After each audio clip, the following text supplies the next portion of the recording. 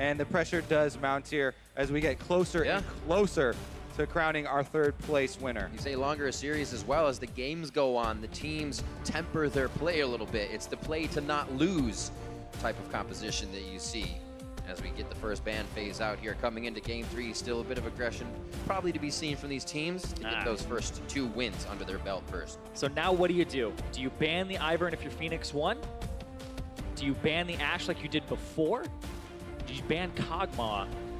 I don't think the Ashe comes into the question anymore with the way that the series is developing. Ivern was the first pick and is the only jungler that is like Ivern, whereas Lulu and Karma are very similar and you can trade them. There is no other jungler that really fills the space that Ivern does. Right now, though, the Kha'Zix first pick, because jungle had 3 bans thrown towards it, means Phoenix1 potential for Lulu Kog'Maw pickup here. Or they could go for that early Rumble that they've been going for as well. Lulu Rumble was their last rotation in the previous game.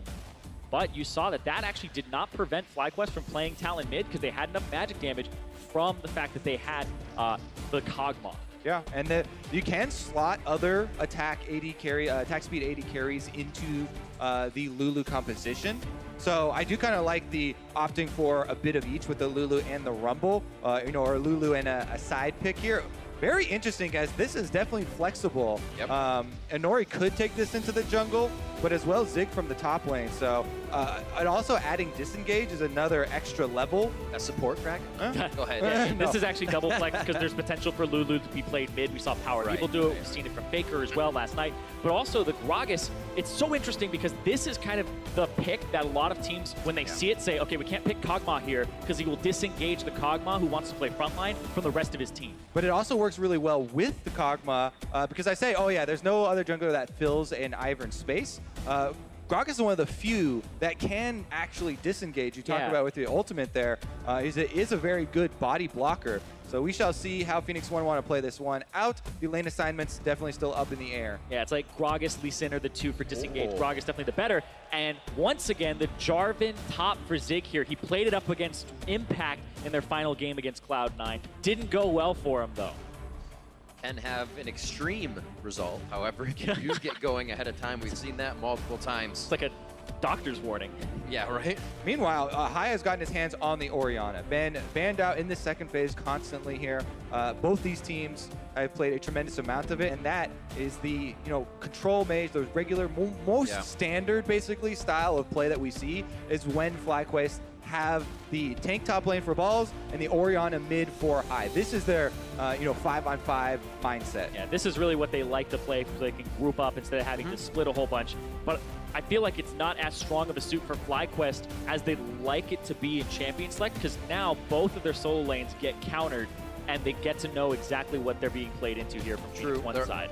I feel like they're trying to steal away another shield that might have been Ryu's in that mid lane. Ryu, a very good Orianna player himself, combined with that Lulu, may equal to Kog'Maw later in that picking for Phoenix1. And even though Phoenix1 got to pick their top laner after FlyQuest, Jarvan into Nautilus, not a big counter, not something you have to be worried about up there. So not really too bad as far as that. Yeah, it's like you would think he'd go for something that's like a hard counter, but Nautilus pretty safe up top, just has shove advantage.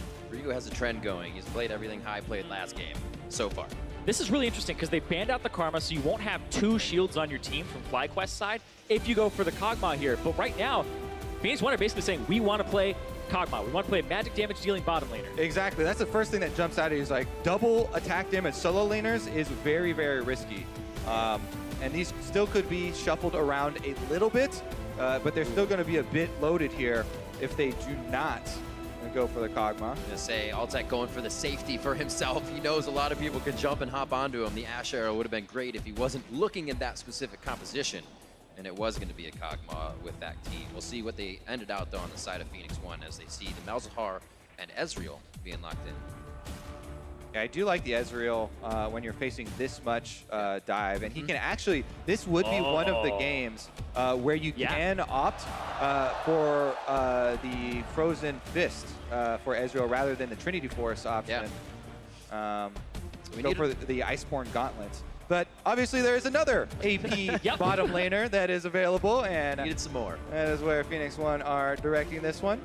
making sure they don't have to play that low mobility on the Kog'Maw, and also free themselves up for even more magic damage, because it's very physical damage heavy for Phoenix1. They don't want to over-index on it with an AD carry, so they go for an AP bot laner here. And this is super cool, because a lot of people forgot about Ziggs. He'll shove that lane very hard. Plus, it opens up, we get to see the Lulu combined with Assassins, which is always kind of an afterthought, as opposed to the hyper-scaling AD carries where you really get to maximize the attack speed bonus. Lulu with Assassins also extremely deadly, and does peak very early as well. We'll see if Ryu, who has had very good Talon performances in the past, will be able to get in there for those critical plays, dive along with Zig. Like seeing the aggressive compositions come out. We go down the line to see what these two teams are matching up as. A little bit of a switch up here for both the junglers once again. And the bot lanes being changed up very much so as we are heading into Game 3. Teams are diversifying in the picks and bans and pulling out all the stops here as we get some new compositions. And hardly anything really of the same. Balls on that Nautilus. We're going to see what the rest of the team has. Kog'Maw not in this one as it has been prioritized. Teams are going to have to make the changes if they want to find the victories here. Into Game 3, we're about to be on the Rift. FlyQuest versus P1. Let's see who can take the game. The momentum to FlyQuest. All right, once again, eyes are going to be on the junglers. I love watching Gragas plays early on. Just the level 3. You know, where's he going to throw his first flash gank? Could be critical. Ryu, obviously, is definitely a prime target, but sometimes the most obvious targets are not the best. Top lane as well, you know, early on, Nautilus as well can be punished. And the picks that came out for P1 this game with the Gragas and the Jarvan, when I looked at the draft from the last game and the very end, I wrote down thinking more engaged for P1 because they looked a little bit frustrated in how they had to start fights in the last two games, which was Zig ultiing with a Rumble for a soft engage. Now they have Gragas for a hard engage. They have a Jarvan, which will dive in. So now they can force the issue a little bit more. They still have a poke and a pick pattern that's available to them, but they do have the potential to go for those hard engage fights. Plus, there are some interesting synergies that we don't often get to see, right? Jarvan Cataclysm, holding people in place for a Zig ultimate from a bottom lane arrow. That could be very good AoE, you know, combinations that you are not really used to seeing. The only thing in there's also kind of anti-synergy with Gragas. Line them all up and then knock all the pins out of it. But we shall see, you know, how well they are able to coordinate all of these very flexible skills. Yeah, everything spells fight. Double ignite run by P1 this time. Defensive spells for Fly here, so you can see the kills coming in early. Yeah, against a Talon, you want that exhaust on your support. You want to have that barrier in the mid lane. Make sure you don't get blown up very early on. And look at this. Oh, he's like, nope, don't check it. We see it. You don't have to go over there. Yeah, this is such a good setup and something you can only really do with Malzahar, where your bottom lane almost fully leashes the red there for Moon. He does not spend the extra time to kill the large raptor, just lets that one leash back, but very quick to his level 2, plus his red buff, and does set up some really early options. Talked about Nautilus being an early target possibility. It's also very good at setting up ganks, so Moon could have a very early timing on the top quadrant of the map, or even just go to steal away Inori's red. I mean, he's about to hit 3 off of this, and that'll be about 2 minutes and 30 seconds, and he's ready to go gank. He's ready to go somewhere. He's looking mid. It's like he's gonna have the inner track. Looking for the high Moon setup. He's gonna go. They're already rolling towards the bottom side, so he may have to keep that. There's a flash in. Is he Moon faster? will be able to get the slow out. Got the auto. 1Q, he wants to give it over. No, he's actually gonna take it himself. And Moon and High starting it off in the mid lane.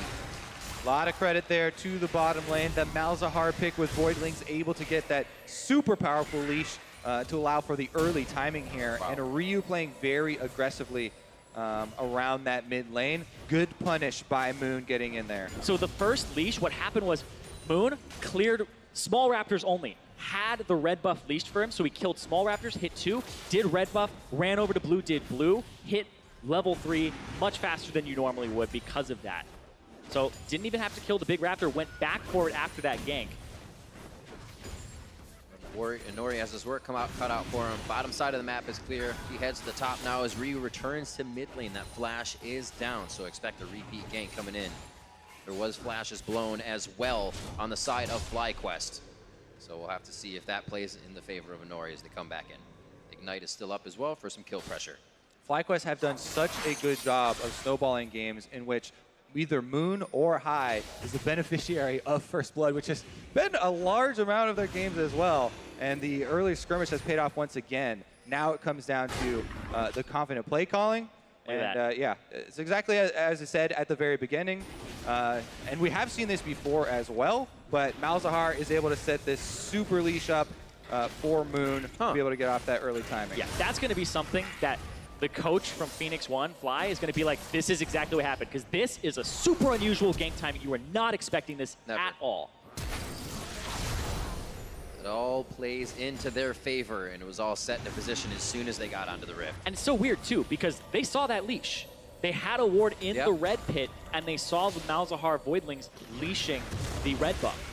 So they kind of had an idea, but they didn't have the idea it was going to be that fast. What a gigantic steal there with the W for Moon. Large chunk of cash out of Inori's pockets. He's not having a good time, Inori, that is. And they're going to head towards mid, just at least giving Ryu a little bit of pressure so High can still even be safe, get this lane pushed, and get the buy he may need. We're seeing people fight over chickens at 4 minutes and 30 seconds pretty much every game, or at least look for it. Kha'Zix set up with this good of an early game because incredibly scary for Gragas to walk around face checking. And look at this, Inori has gone with that Dark Seal snowballing item for jungler. Definitely very risky here. He's going to have to worry about even checking brushes in his own jungle, as Moon is already moving in to get very deep warding here with their upgraded jungle items. Yeah, and on the opposite side, looks like it'll be the exact same for Inori. He's going to go for the wards here. Pretty much mirroring the wards that were placed down by Moon in his jungle. No camps for him to take away, though, so big difference here. There is a top laner to gank, though, with a Blast Cone. Balls has flash. We'll see if he can get away from this one. You do have Body Slam Flash for Inori, and look at that. If you can get in front of Balls, or maybe Flash his hook. Gets himself just on the other end of the minion line, so the Body Slam doesn't connect fully. A nice job, though. Flash blown in the top side. Can still stay safe with Anchor Toss, but Inori now has an option to go to pick up that kill that Fly already has. And people have harped on Balls, laning for quite a while, but one thing he does very well has been surviving as a tank in the top lane. And now that his flash is down, he plays very defensively and does not overextend. You would hope as well for the future, because he doesn't have that flash. He has no way to get out of that Cataclysm from Jarvan. So this could be a kill if there's a repeat gank, or if Zig actually gets him low enough. But Zig wants to back now to get a buy. And Inori's staying up there. Like, FlyQuest should know that Balls has to play super safe. They're going for the Dragon on the bottom side. Inori's still level 4, trying to wait around here in the enemy jungle. And even though finally a Gromp does come up and Balls is extending, if this doesn't pay off for Phoenix1, they're getting tremendously far behind. And let's think about the routes that both junglers took, right? We talked about FlyQuest. Moon went from Raptors to red to blue to gank to Raptors to finish them off. That means his topside jungle respawns super late, and that's what Inori's been waiting for. These are unusual timers. Zig is starting this off, but he just missed the wall. He has not coordinated with Inori yet. Inori did finish the Gromp, and now he's coming. They might dive Balls. I don't think he could be okay on this one. The minions are going to follow him through. No, Inori, the flash forward. Wait, he's going to go back. One shot under the turret. Can he get another one? He picked himself up a kill. The Bumble Rooski, they missed so much. Talking about how much he can absorb in these situations, too. Oh, so what Inori was feeling there is the pain of being level 4 and waiting around so long. So when the camps came up, he was like, okay, I got to start jungling these camps. So he starts on the Gromp at the same time when Balls is pushed up. Zig starts going for this trade. Takes him so long to get up there. And then Body Slam flashes onto the minions, get blocked by the minions. Tragedy here for Phoenix1. And so what's going to happen in that meantime is, sure, he doesn't get to clear out the wolves or the blue, but on the other side of the map, Moon gets to do that. Moon will be able to take his blue away, and it puts him even further behind. And look at this here. He doesn't get over the cannon minion. Blocks that. He's not level 6, so doesn't have the ult, and barely able to get Balls, but gives the kill back. So and he was definitely not worth hanging out for so long to get that. Yeah. And that's just honestly clever routing from Moon, but it is a little bit of luck there too. For sure. Because of the fact that Moon got the kill at the beginning, and then his route paid off because Inori tried to counter him on that side. So Moon's basically taken so much more of the jungle than Inori's even had rights to. Definitely a switch from the first 2 games. If P1 has not gotten that early lead, Hai walking into the jungle. Ryu's here. Yeah, there is going to be a shield if Hai is able to, yeah. So it's a very dangerous spot that Ryu is in at the moment. Jump over, look for him? No. Oh, might be too close. Oh, he's hunting Moon. Yeah, once he Inori's going to try to flank him from the other side. One hit, flashes out, still has the idea. Ignite goes down, the shield. And Protect coming in from Hai as he calls forward. And a nice dodge on the ultimate as well. A lot used here, though. That was a bottom lane roam. Their bottom turret now is going to take the heat for that mid lane move and the ultimate from Arrow. He doesn't have ult to clear the bottom lane wave now. Yeah, that might be that turret going down as well. They're chunking it out. They have Voidlings to take some extra damage from it, some extra shots. Arrow's going to try to clear it. They do have great wave clear between Ziggs and Lulu. They're going to save it with just about 200 HP on the turret. And that it will go down quite fast.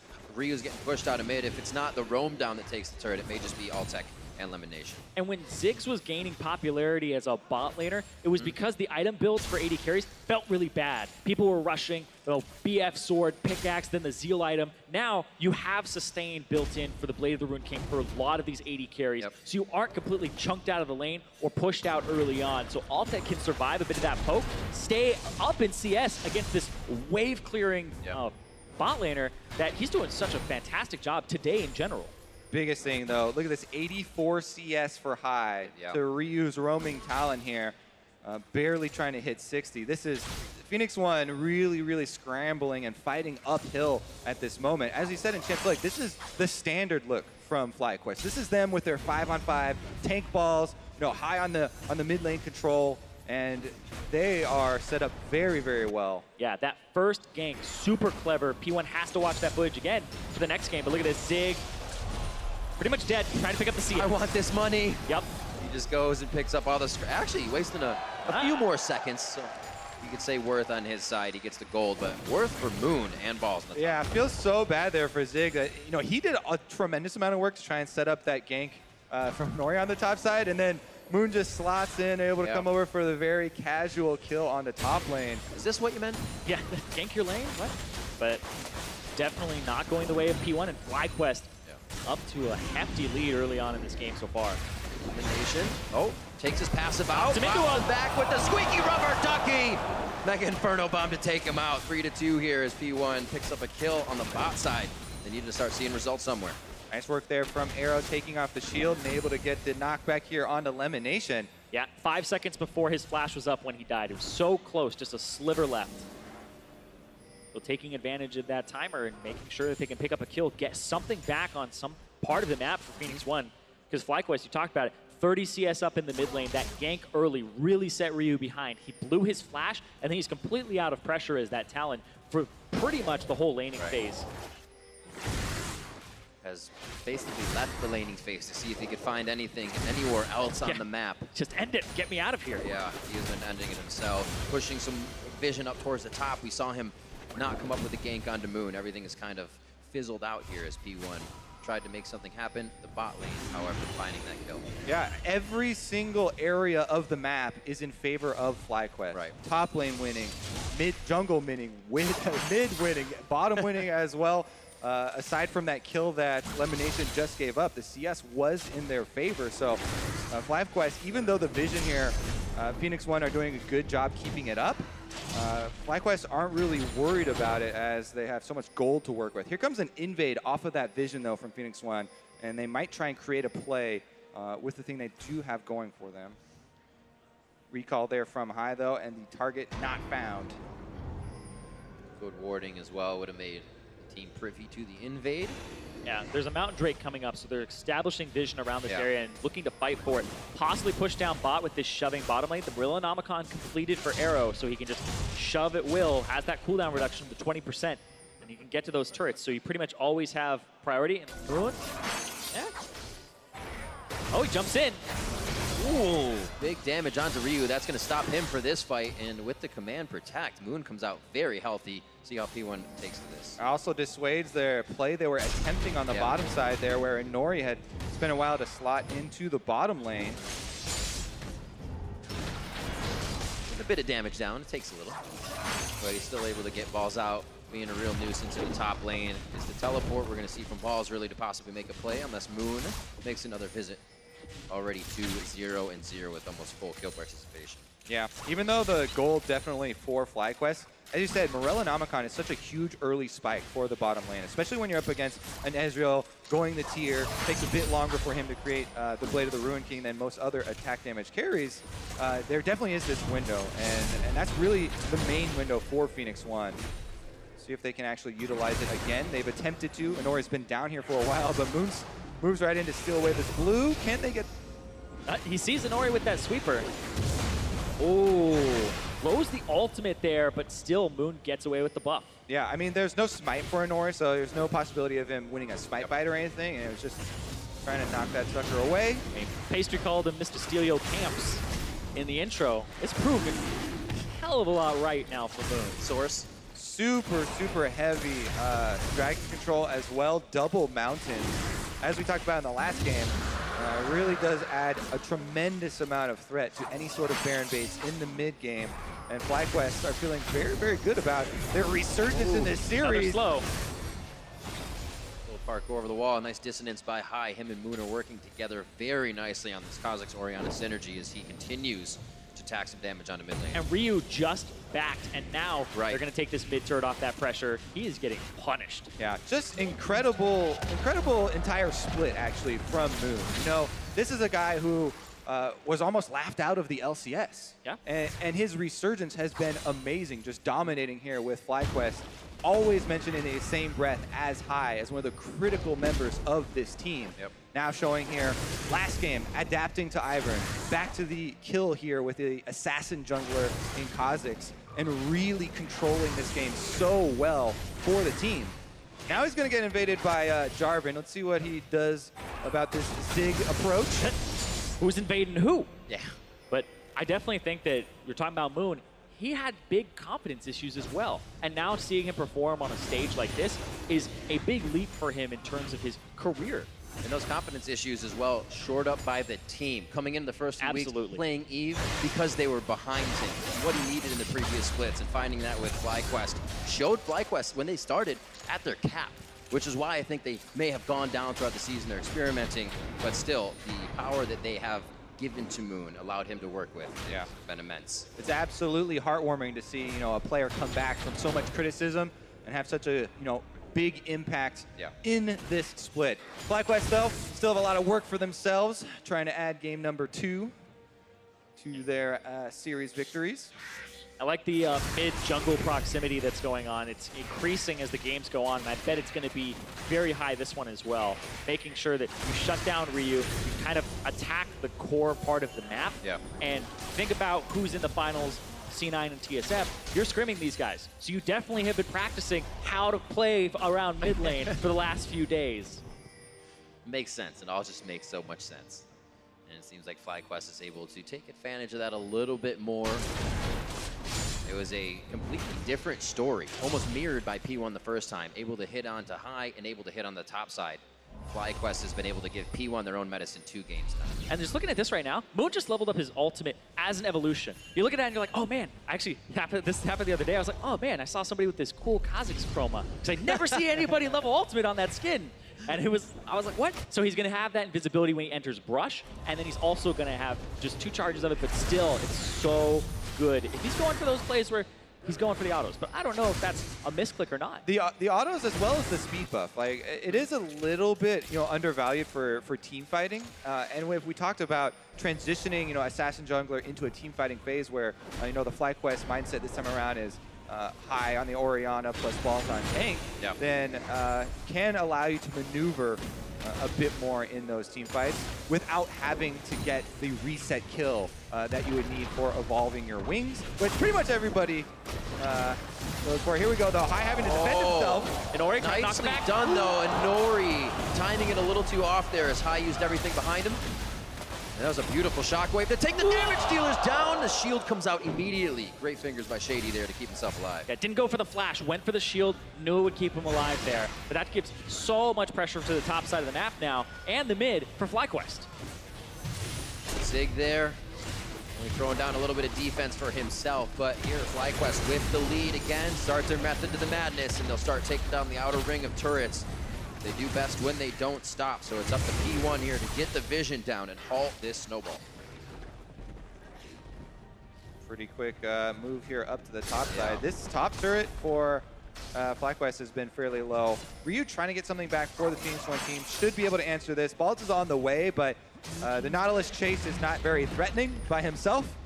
And actually has to be worried about being collapsed upon. Okay. Got a nice wave of minions to do this with. Great thing about being a tank is, even if it's possible for 2 members of the enemy team to kill you, you know, technically they would win a 2 versus 1. Sometimes it's not even worth their time because it takes so long to take you down. It's like, you killed me, you lost your top turret. I can do math, that's like 450 gold for about 1,000. So hey, sounds good to me. Rotation from Lemonnation down to the mid lane. They do have to remember that there again has been an early QSS built by Arrow. Yep.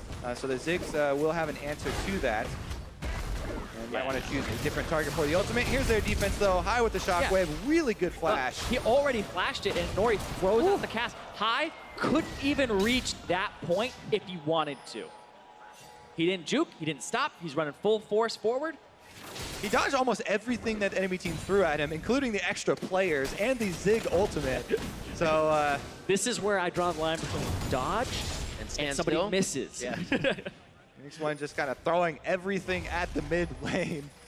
I mean, they have to. Nothing he had sticking. A great game on Talon last time. The Orianna seems to be able to provide a bit of damage as his positioning hasn't been the greatest, but able to get out of sticky situations. And that's going to make P1 want these kills more. They can't get the ones right now. Yeah, you kind of feel the frustration. They want it pretty bad. If they're going to go on him to him, they use just about everything they have. All right, and the kitchen sink. They didn't throw everything before. They had one thing left here. Zig goes in, and now they've got him on the run. Should be able to secure at least a favorable numbers fight around this Drake, if not the Drake itself. Exactly. There's a lot of teams that will fight for no reason, but this was a fight using cooldowns right before a Drake spawns. They're trying to go for this Moon. Moon looking for the steal here. There's no ward seeing him. He's in. Oh, he gets it. They combo the True Shot barrage with Moon. He makes waves, but he goes down as well. Definitely worth it for him, sacrificing his life for an Infernal Drake. We are cresting the 20-minute mark. It really starts to provide that value. And man, Moon just will not let Phoenix1, you know, sit on a victory for more than a few seconds after they get their big opening, their pick to try and get an Infernal Drake and get back into it. Steals it away.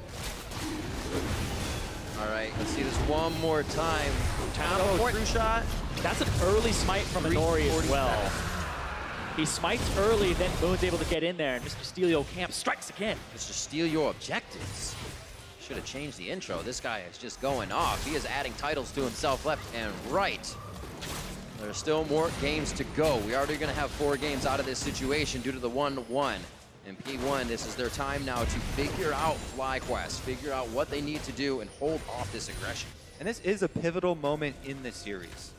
Currently tied, and the momentum already swinging towards FlyQuest's favor because of the way that they ended last game in such a you know, pentakill, heartwarming fashion there for Altec. Like, they're just kind of filled with confidence here, and both of these teams are looking towards the summer split, are looking towards Worlds qualification, because, you know, with the way that the North American LCS sits right now, aside from TSM and Cloud9, the third place spot, the third place qualification to Worlds, which you would want to earn your points towards, is very much open, and a lot of the teams here are vying for that spot. Yep, there's the shockwave only onto Zig. Yeah, it's quite a bit used on one member. Dredgeline as well also takes out Shady, but there's a few ultimates necessary to keep this fight going.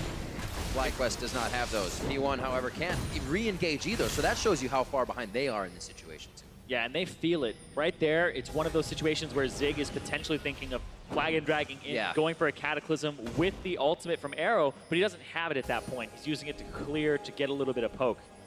5,000 gold down, and more than 5,000 gold down for Phoenix1. Arrow caught. Dragons, and Arrow has to blow all of his summoners to escape. Got a wild growth there as well, so things they want to be using in offense to prep their own fights are only defensively used, and means they have to be on their back foot that much more. Oh, Ryu! Almost deleted. Moon already over the wall. Can't find Ryu as he gets one more hop over before coming back from Invis. But FlyQuest is just lighting the fuse immediately every time they see a member of P1. They're milking these summoner spells out of P1. Right. They've had the Zig blow his flash in the bottom lane. Inori, Ryu, Shady all just blew theirs, and Moon is the only one who had to do his there. Inori's chance to get back in for the Smite fight. Are they going to give it to him? 3,300 HP. They'll take the fight over the Smite, and now they may go back. They're going to keep the health down. They still aggroed it.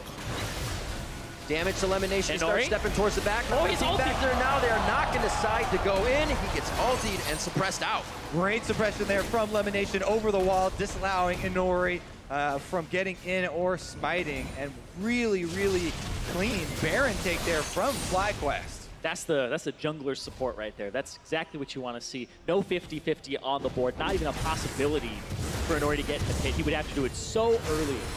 Everybody on the page peeling back and going back to Baron as necessary for FlyQuest. It is just impossible for P1 to find a way in to that fight. Still finding a few items to recipe into their inventories and a few completed. P1 looking to find a way into this game. What could it be other than, you know, the mistake from FlyQuest? Well, what they have to do is they have to go for that combo with Zig and Arrow, but it's not lining up correctly here in this game, and they have to find some picks. Right now, they're trying to kind of use the Jarvan to split push, but he's not far enough ahead to really kind of have that advantage. And when he groups up, they aren't pulling the trigger. And by the time they do look for the opportunity, Arrow's either out of mana or doesn't have the ulti. Yeah, their only real opening would be if FlyQuest go for a very risky dive into one of the inhibitor turrets, and they try and get someone out of position at the same time. But, you know, the options are dwindling here. Still decent wave clear on the side of P1. I don't know if Fly is going to be waiting for that wave clear anymore, though. With Baroned up minions, it kind of shuts down Arrow, and the rest of the team is forced to watch the minions pour into the base. Ryu can only do so much here as they now get onto the front step with just a top tier 2 up for P1. Ryu is behind about 2,000 gold right now. Same thing in the jungle for Moon. He is up 2,000, and Zig also behind 2,000 from Balls. Yeah. Only place it's even close would be that AD carry position, or bot lane position, since we have a Zig. Zig and Ziggs. It's been a fun game. Ooh, Moon taking quite a bit of damage. We'll see how much they can contest this still, though. Saying maybe we can bait in a fight. P1 doesn't even want it. They have a lot of janitorial duty to do here with minions coming on each side, and FlyQuest knows it. They're going to still add the pressure. Yeah, and Arrow actually doesn't do all that much damage with his ultimate just yet, because he doesn't have something like a Luden's Echo. This is one of those tower-destroying builds. He's looking for Lich Bane second. The QSS also delayed him from completing it, moving towards a third damaging item. Ziggs looking for an in. He could get 2 or 3 members here. Really just flexing his muscles to get FlyQuest off that doorstep. Yeah, it's still so dangerous for them, right? Unless it's a perfect opening where they can actually burst someone out, there's no way that you want to go for an engage from Phoenix1 side without FlyQuest burning a huge amount of cooldowns here. Yeah. This is where if you're P1, you just say we play for 3 to 4 items, maybe even wait until 6 and try to stall. Farm for late, boys. Exactly. We scale, boys. Just wait. They'll give over a Cloud Drake, so nothing to cry home about. Also in this situation, try to decipher what the enemy team is doing, figure out their rotations. It's a little harder when they can just do it with having more money and power. Can't really stop that at all times, so another dragon over to FlyQuest as they make a move to the base. And I definitely want to bring this up because we talked about last game where it's like 5 turrets to 1. They're just being dismantled from a macro perspective. Again, 6 to 1 in turrets. FlyQuest are down in kills, 3 to 4 in the kill department, but they were winning their lanes so hard, they're able to control the map, and then they're able to control the objectives from there. And a lot of that was the clever pathing of Moon that got him ahead, and then the lanes were able to just kind of feed off of that. Readying the death blow here as FlyQuest try and surround Phoenix1 base. The open mid lane is definitely standing and would be the prime target. Trying to push up bottom lane is Balls. Flank here in the waiting. Lemonnation does scout it out though, so Phoenix1 just backs against the walls and they're ready to pull the trigger. But it's a trigger where you're down 9,000 gold. That's one of the key cooldowns. There it is, we see it. Can they see it? Can P1 make this happen? Ball still over the wall, shield onto Nautilus. and going to be very tanky. Still hesitant to get that engaged. They don't have full vision, and even with mess-ups like that, it's still going to take P1 minutes to find another opening, to find their way back in. Yeah, they buy themselves a shockwave timer, and that's it worth the time to push waves out, make sure that they aren't being sieged upon. But it's a long time before that Baron, a long time before that next Drake. So right now, there isn't really much for FlyQuest to play for except to keep kind of all the lanes pushed up, keep control, ward frequently, and then look for those openings. Which, that one with high with the shockwave, don't blame him for him because he's looking for it. FlyQuest kind of reminds me of Jack's quote, imagine if I had a real weapon. FlyQuest like, imagine if I had a standard comp. I mean, it does make sense right now. Doing a great job with the Orianna. Yep. Just kind of, I guess they hamstring themselves. So like, we'll play Shaco. You know, go easy on the guy. But FlyQuest series. Using the lamppost for the regular season, but here, able to bring it out. And they have another tower ready to fall. Phoenix1 have to retreat. Easily pushing them off.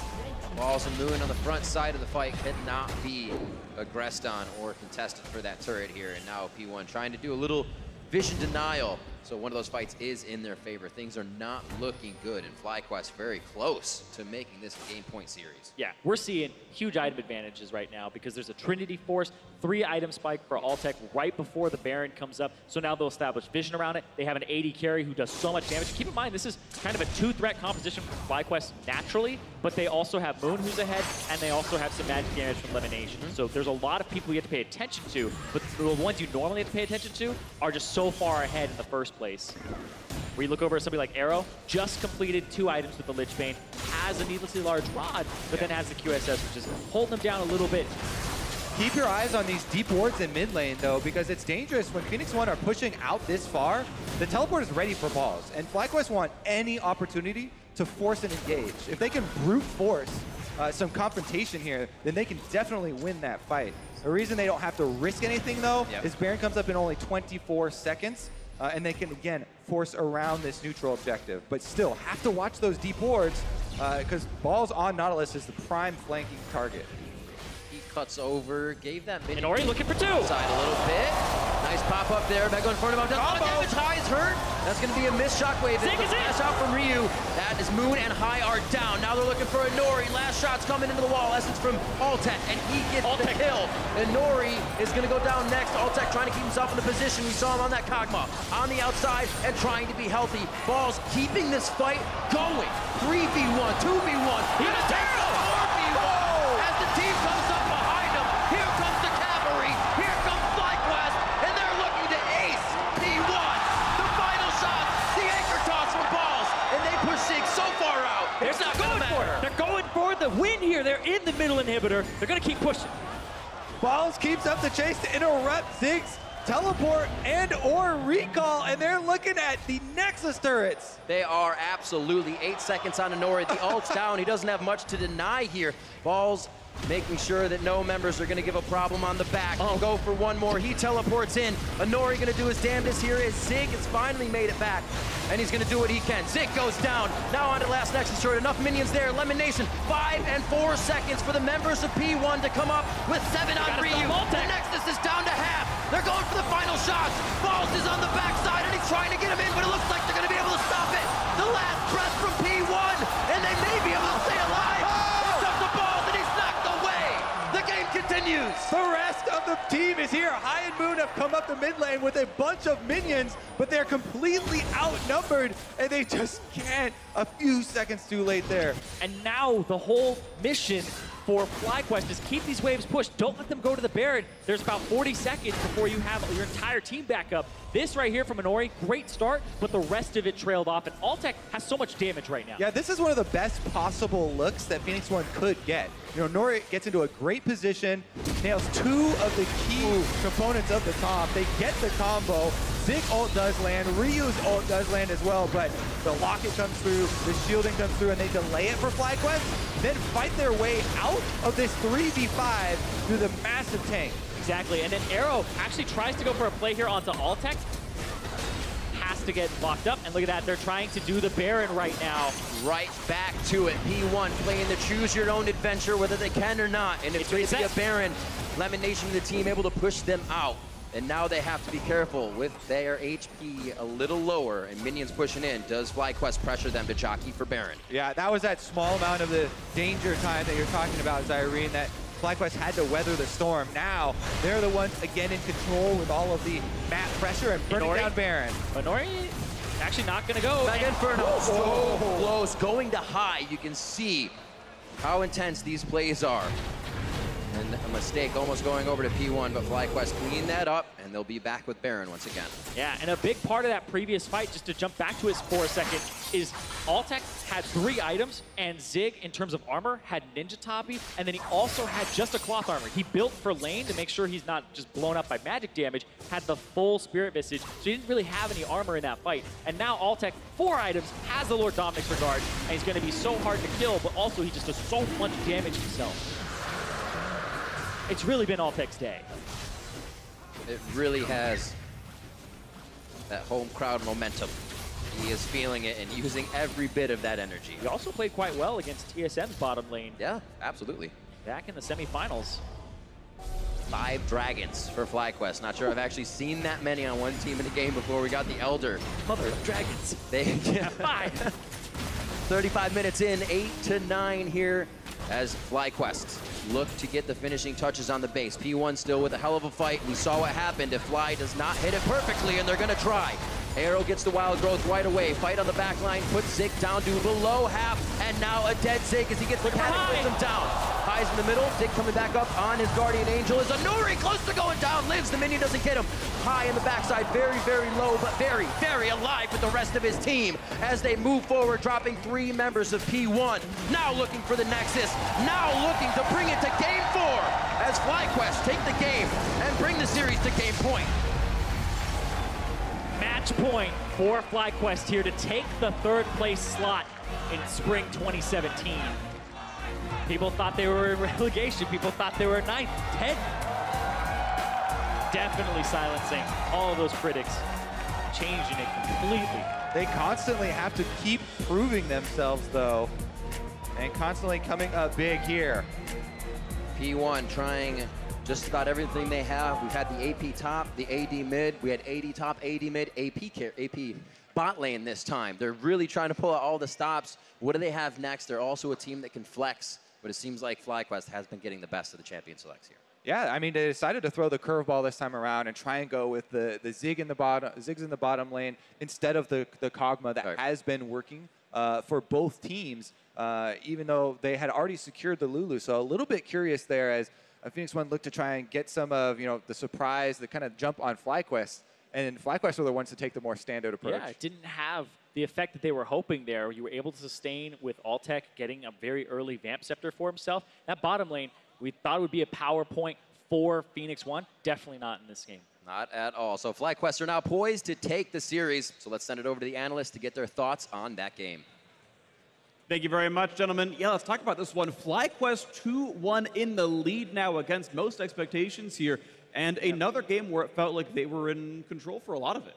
Yeah, they're surging right now. Yeah, they're played extremely well. I think a lot of the same problems for P1. This game was similar to last game. You're not drafting any way to kill the front line, so you're essentially locking yourselves into having to win lane, be able to dive back line and kill them off. And I think a lot of the problems came from Ryu falling behind mid lane because bot lane did poorly. They couldn't kill the turret. They couldn't get mid lane and get Ryu, into a side lane. So he's stuck against an Orianna forever, where he was pretty worthless. Yeah, and there's a couple of things we knew before the series about FlyQuest. Yes, they were inconsistent, but if they were to win, they're winning through their mid lane and their jungle. And something I loved about the start of this game was Moon's jungle path. I know they covered it in the cast, but we needed to hit it one more time just because of how much teamwork was required.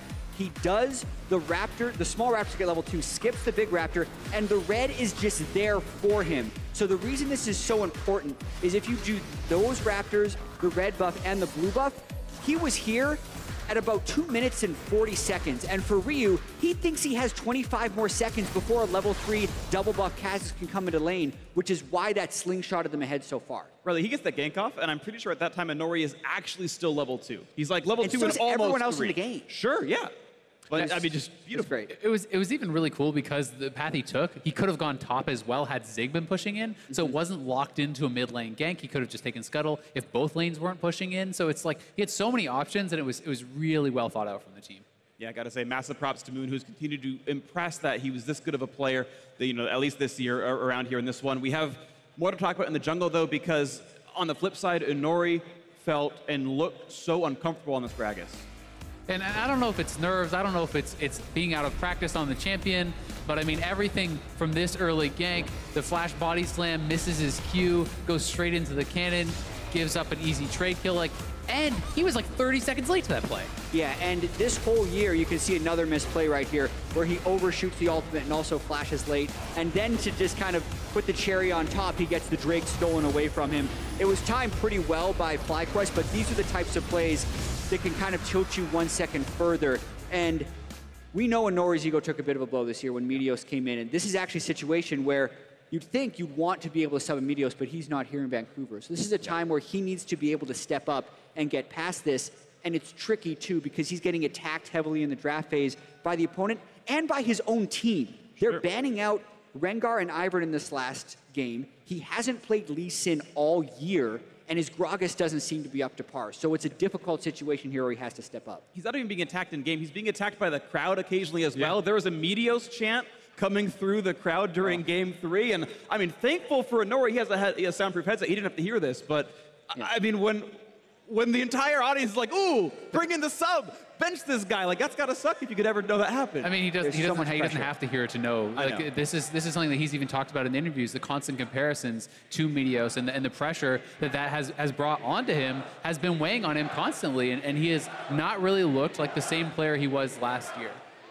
So rough stuff here. Of course, we can still continue to sing the praises of FlyQuest, though, who, look, it's the meme now. They keep defying expectations here. They win despite a very interesting team fight. It starts out with an immaculate 2-for-0. It's like, okay, Inori made a good play, sick. That's a sick 2-0, and then Altec just carries the rest of the thing out. Yeah, and this was a team comp. This is a fight example of the problems that Isaac was pointing out about the team comp, where they do not have a tank killer. Because even if you're killing most of the people on the other team, they did not have a way of killing Balls' Nautilus in this fight.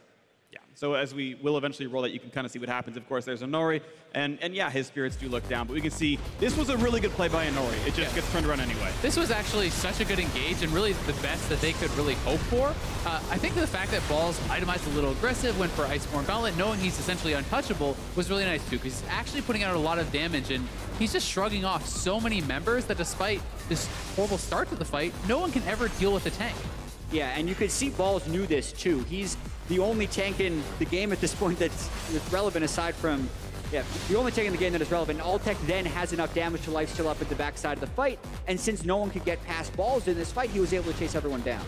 Yeah, it's very interesting, it's been 2 games in a row where Phoenix1 don't draft a tank killer. It was Jhin in the previous game, and he even went lethality first. Then here he picked up Ziggs, where Lichbane or not, that's cute, you have some poke damage, but your teamfight damage is not there. And to your point, the way that this comp can work, you don't necessarily have to deal with the tank, because if you win lanes, everything goes well with that. You dive backline, you eliminate all the threats, and then Nautilus is left there by himself. That's what they're trying to do. But when you draft these compositions with narrow win conditions, and then you fail in lane, you're doomed to lose the game, and that's 2 times in a row now they've drafted nothing to deal with the Nautilus. Right. Yeah, the drafts have been a little bit strange. I mean, I feel like their bans are hurting themselves a lot of the time, and FlyQuest, even though they had all this weird experimentation during the regular season, this was such a standard composition, and they actually played it very well. So they said they stopped kind of practicing those niche picks. Well, this could be the result of that practice throughout the rest of the year. Not to mention the experience, I think, is coming in huge. Being able to bounce back from that loss, where Phoenix1 doesn't seem to be able to bounce back from that Game 2 loss. Well, I agree. It is really massive. And I know you had actually mentioned it in the previous post-game. You're like, ooh, does that pentakill shatter any hopes and dreams? And I kind of laughed. Of course not. These are competitors. But at the same time, FlyQuest, the team where they reverse sweep you, and they don't really care at all. And Inori could very easily just tilt off in this one and just have another really poor Game 4. And I mean, Altec has 1 death so far in this series. He's playing incredibly well, and he's not normally supposed to be the FlyQuest win condition. When he's playing this well, the whole team is playing this well. They're looking on another level than P1 right now. Yeah, and of course, just to mention it real quick, FlyQuest has chosen to play blue side in this game, so we are 4 games in a row on the same size. Everyone's still believing that they're making the right choice. FlyQuest believe first pick is worth it, and Phoenix1 believes last pick is worth it. And despite the fact, it was interesting because you had made the point before that when FlyQuest win, they win through mid lane, and they don't care about counterpicking for high. And Ryu's getting counterpick, and now 2 out of 3 times is losing lane. Yeah, and he lost lane because Moon dominated that game on Kha'Zix so hard. So I think we're seeing another first pick jungler. What I almost feel like Phoenix1 has to do is leave almost all the junglers up. I know it seems like a sin to give Rengar away, but if you want Inori to be on a comfortable champion, right, and he is under so much pressure right now, he wants to perform. He wore a Vancouver flag onto the stage, right? He wants to perform in front of his hometown, so you have to get him a comfortable champion, and Phoenix1 hasn't been putting him in that position to succeed. Get him a comfortable champion, put Arrow on a champion he can carry. Kog'Maw was open, they didn't take it, he's their best player. You got to